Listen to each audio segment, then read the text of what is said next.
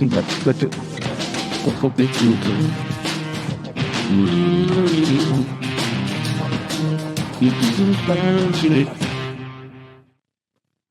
Gonky. It's Hello, Monday. Boomer. It's not 8 o'clock. No, I'm sorry. it's 8 o'clock somewhere. It's 8 o'clock somewhere. It's not It here. is new day, new jet. We've got a lot to talk about. But first, let's just talk about our feelings. How are you? How are you? It's Monday at like noon at some places, 11 Feels o'clock weird. here. But yeah, so who cares? A lot of stuff happening this weekend. None of it good. Some of it funny. I would like to put this tweet up right now. Has anybody seen my wingman? I'm sure he's in a hell of a fix.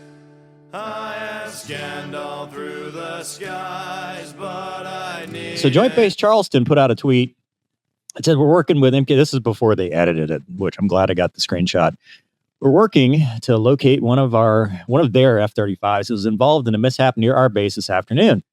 The pilot ejected safely, thank goodness. If you have any information on the whereabouts of the F-35, please call our base.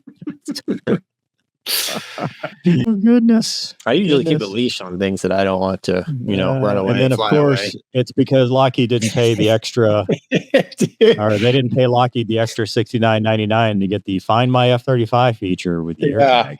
Yeah. However, they can upgrade for a certain amount of money. Yeah, for the low radius. Oh boy, did we do the banner? Douglas isn't here, so this is all for legal reasons. This is a joke, and does not represent the Department of Kind of. I mean, if you can lose a 777, you can definitely lose an F-35.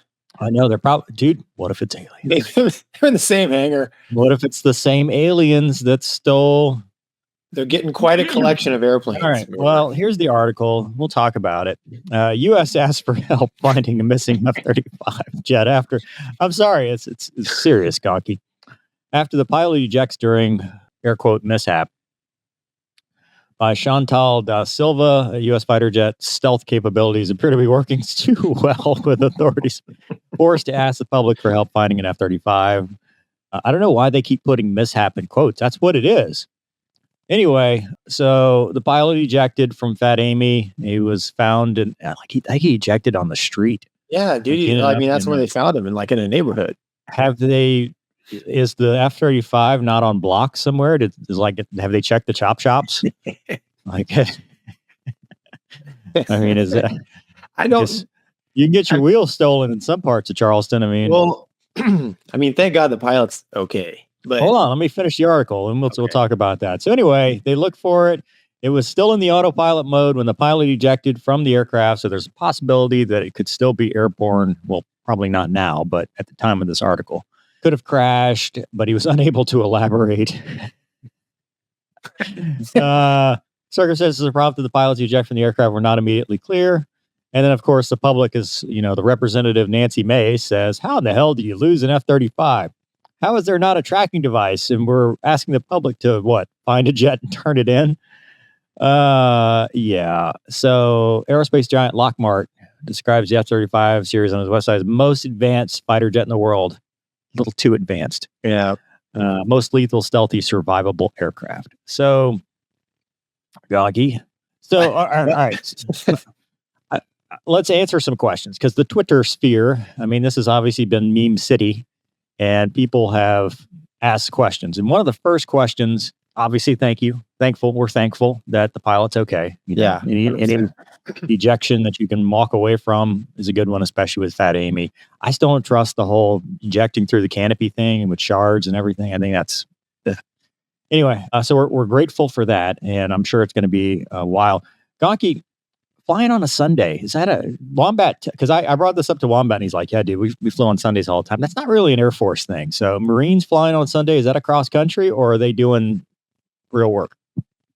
Probably across country, like an RTB or maybe Key West or something. I wouldn't say we flew all the time on Sunday, but Beaufort, that is Actually, I think that's where they have their B course or their RAG. And it didn't say, I think it was VenFat 5, was it 501? Does it even say? Yeah. So I mean, could be a Cross country return instrument. Yeah, where they go out to get their instrument check. It is a thing. It's not super common, but it is a thing. So one of the biggest questions that comes up the first thing is, well, how come the wingman didn't chase it? And I will say we always talked about this, but sometimes we pay lip service to it, but it's probably one of the most important parts of the brief is a RESCAP. So the rescue, combat air patrol, what happens, what do you do when one of your bros jumps out of the airplane? So we always used to talk about squawk talk, Mark. So we'd squawk emergency as the wingman to let everybody know that's watching us that, hey, there's an emergency going on. Try to talk to the survivor, try to talk to outside agencies, bring other assets that might have more situational awareness, more fuel, whatever, bring them into the mix. And then mark the position of the survivor and or the wreckage, whatever the case may be. When your wingman jumps out, you are worried about your wingman.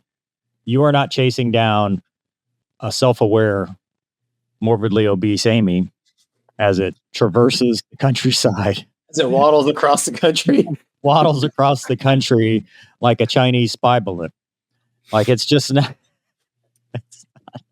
That is not your prerogative.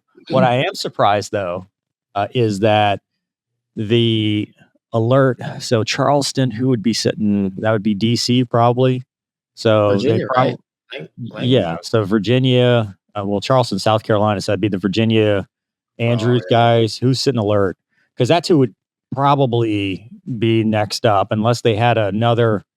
And this is why I think cross country, because they might have, if it had been an LFE, there's probably other jets that are around. If it's not, and it's just this random two ship, then, now it's the alert jets that have to go find this thing. And I'm not saying it's impossible. I'm just saying it's tough when you don't know. Well, I mean, we're just like throwing stuff at the wall right now, but yeah, if they were coming back from across country, they'd have a transponder on. And I don't understand why ATC couldn't at least point them in the right direction. I mean, they got a radar. Yeah. Well, so what happens? Donkey, you talked about, you've told this story before about the guy that ejected behind the boat and the jet kept flying. What happened in that situation? Yeah, he punched out. I mean, but he was within visual range. What's the story? Just retell the story, because I think people might not remember. Okay. I know. It's this didn't happen in my air wing, but it happened while I was flying the Hornet. Basically, one of the guys I went to flight school with was coming back at night from and he was in an older Hornet, so they had a LOX bottle. Liquid. So go ahead. Yeah, so he gets down. He's getting ready to come aboard the ship. He's like 7 or 10 miles out, something like that. He's down at 1,200 feet. Gets the oxy low. In a LOX bottle jet, if you run out of oxygen, I mean, like in the mask is secure to your face, like you can't breathe. So he reaches down to pull the emergency oxygen. He pulls the wrong handle and ejects himself. I know, not the preferred way to get out of an airplane, but so he accidentally ejects himself, doesn't talk to anybody. And it's during a nighttime, right? Case 3 ops, which is calm out anyways. And, they see him coming, and the LSOs, he doesn't start descending, and his airplane just flies right over the ship and actually does a appropriate slight little check turn over the ship, kind of like, aligning itself with the angle, and then flies off. They can't raise him. So they launch the closest thing airborne was a Prowler. They join up on him, and it's at night, and they're trying to like flash lights and talk to this Hornet that's just flying by itself, and they can't. And it was actually one of the LSOs said, hey, I just kind of saw a random flash out there. It's just momentarily at about 7 or 10 miles. And they flew the rescue helicopter out there, and lo and behold, there he was. And the airplane was not on autopilot, but modern fighters, I'm sure the F-35 trims to 1G. So yeah, I think whether it was technically on autopilot, I mean, people are going to say it's on autopilot because the jets fly themselves. I mean, right? Yeah. So I mean, the old Hornet just kept flying, and it eventually. I mean, I'm sure they talked about shooting it down because you got a rogue airplane zooming around. It was out in the middle of the ocean, so no one cares. But it eventually did crash into the into the water. But yeah, and he was fine. So, but trims to 1G. I mean, modern fighters, newer 4th gen, 5th gen fighters fly themselves. I mean, they do. They're autopilot all the time and this goes back to what we were talking about UPT 2.5, how the T-38 is not really representative because it doesn't fly itself. It would have just run into the ground. But like in that case, in the story just told, that was pretty much a visual ejection. This case, these guys, I think, were, in the ATC environment. So probably a little different. I don't know if the ship was able to track that Hornet or not, but I'd be really curious if ATC was, had any pointers. Yeah. Well, they could have pointers all day, but if they don't have anybody that's airborne to go deal with it. Yeah. You know what I'm saying? I mean, they could have initially, and then, but they can at least right now they can at least be like, oh, there's the smoking hole. Well, they know where they're like in the general vicinity, right? They know, just like a Malaysian 370 thing. I mean, they're in the vicinity, but they lose track. I will say, so the F-35B, from my understanding, is the only variant that has an auto eject feature, and I don't. I don't think that would apply here. Wombat and I were talking about this he's busy because it's middle of the day. So I don't think it applies here because that only works in VTOL mode when he's in the hover, because the whole point of it is it knows before the pilot knows that you're in a situation where you've got like milliseconds before you're out of the envelope. So it goes up, see you later. You're out. We don't have time for this. I guess it could malfunction, but I think that's unlikely. I mean, personally, I can't imagine the two, because in order for it to keep flying off into the distance, it can't be in VTOL mode. This thing had to be in normal airplane mode. Well, for sure, they already know why he ejected, because he's on the ground. He's probably going to tell him, he's either going to say, I was flying along and all of a sudden I was in a parachute. Well, I mean, dude, it's happened in the Viper where you take a leak and you're outside the airplane. But that's what I'm saying. The seatbelt gets caught on something, or actually that wasn't an ejection. That was the seatbelt got caught and he ended up in this continuous aileron roll and he couldn't unjam it. So he jumped out. I mean, that was... But that's what I'm saying. It's like they're going to know what caused the ejection. Now, in my mind, thinking about it, because they haven't found the airplane yet, I mean, any jet-powered aircraft that crashes, there's going to be a fireball. So if there's no obvious fireball, it probably flew until it ran out of gas. Water. And then water. In the water. The lake. Yeah. In the lake. Yeah. So that's a pretty big lake, man. I think Fat Amy carries a lot of gas. That's why she's a little... that one's the one. Is that the one with the 20? No, because it's the VTOL. It has less gas than everybody else. Yeah, still has a lot of gas. So. Just like Strike Eagle gas, 20,000 pounds. Good luck.